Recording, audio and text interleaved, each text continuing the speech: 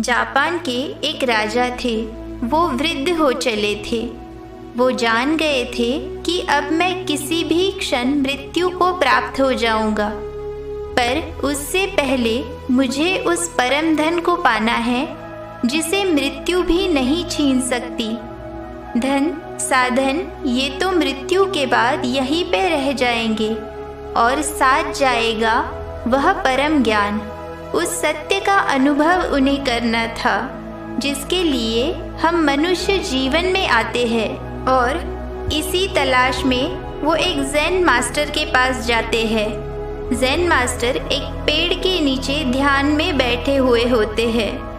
राजा उनके पैर छूते हैं और कहते हैं कि मैं आपसे कुछ प्रश्न पूछना चाहता हूँ। मुझे ये जानना है कि स्वर्ग और नरक क्या होते हैं, क्योंकि मैं अभी वृद्ध हो चला हूँ और किसी भी क्षण मृत्यु को प्राप्त हो जाऊंगा। तो मुझे ये जानना है कि मैं स्वर्ग में जाऊंगा या नरक में। ज़ेन मास्टर हंस पड़े और बोले कि मैंने नहीं सोचा था कि इतने बड़े साम्राज्य का राजा इतना बड़ा मूर्ख होगा। ये सुनकर राजा क्रोधित हुए और उन्होंने अपनी तलवार निकाल ली और उस तलवार से वो ज़ेन गुरु का सर काटने ही वाले थे कि तभी ज़ेन गुरु फिर से हंस पड़े और बोले कि यही नरक का द्वार है। राजा रुक गए। उन्होंने अपनी तलवार डाल दी।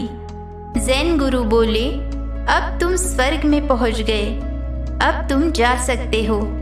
पर ये बात हमेशा ध्यान में रखो कि क्रोध, ईर्ष्या, अहंकार, वासनाएं यही नरक का द्वार है।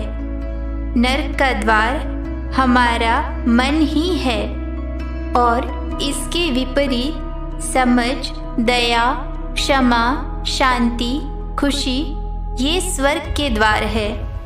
मैंने तुम्हें स्वर्ग और नरक दोनों का अनुभव करवाया है और मैंने तुम्हें मूर्ख सिर्फ इसी अनुभव दिलाने के लिए कहा था, क्योंकि मैं केवल तुम्हारे प्रश्न का उत्तर नहीं देना चाहता था, तुम्हें उस बात का अनुभव करवाना चाहता था।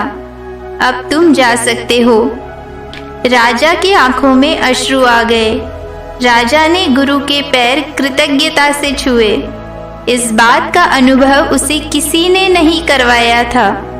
अब राजा का मैं मिट चुका था और जब व्यक्ति का मैं मिट जाता है तब प्रारंभ होता है उस कभी न मिटने वाली खुशी का।